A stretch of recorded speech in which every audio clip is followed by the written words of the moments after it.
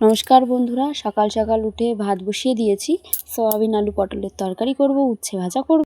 রান্না কমপ্লিট করে তো ওকে আবার টিফিন দিতে হবে, তো দোকান নিয়ে চলে যাবে। তারপর আমি এসে বিছনা গুছিয়ে নিলাম। বিছনা গোছানোর পর একটু স্কিন কেয়ার করছিলাম, তো দেখতে থাকো। বেসন, লেবুর রস, গোলাপ জল, মধু দিয়ে একটা ব্যাটার বানিয়ে মুখে মেখেছি, মাকেও মাখিয়ে দিয়েছি।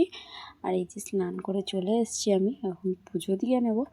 দেওয়ার পর স্নান করে এসে পুজো দিয়ে তো আমি চা মুড়ি এসব খেয়ে নিয়েছি। খেয়ে নিয়ে তোমাদের সাথে আর ব্লগ শেয়ার করা হয়নি, কারণ মন মেজাজটা ভালো ছিল। তো দুপুরে বিছনা ঝেড়ে নিচ্ছি, খাওয়া দাওয়া কমপ্লিট, একটু শোবো বলে, যেহেতু অনেক ভোরবেলায় উঠেছি। তারপর এই যে ভালো করে বিছনা ঝেড়ে নিচ্ছি। ও তো একটু রাস্তার দিকে গেছে, খাওয়া দাওয়া করে স্নান করে এসে শোবে, শুয়ে বিকেলে আবার দোকানে যাবে। তো আর আমাদের বাড়িতে একটা টিয়া পাখি আছে, তো ওই খুব কথা বলে। তো এই ভিডিও যখন আমি ভয়েস দিচ্ছি তখন এত পরিমাণ কথা বলছে, মানে চুপ করানো যাচ্ছে না ওকে দিয়ে। তো দেখো, ও চলে যাচ্ছে কাজে। তো ঘাড় নড়িয়ে দিল ক্যামেরা দেখে আবার মুখটা কেমন করে, তারপরে আবার বেরিয়ে গেল কাজে। তো আমার দিকে তাকাতে গেল।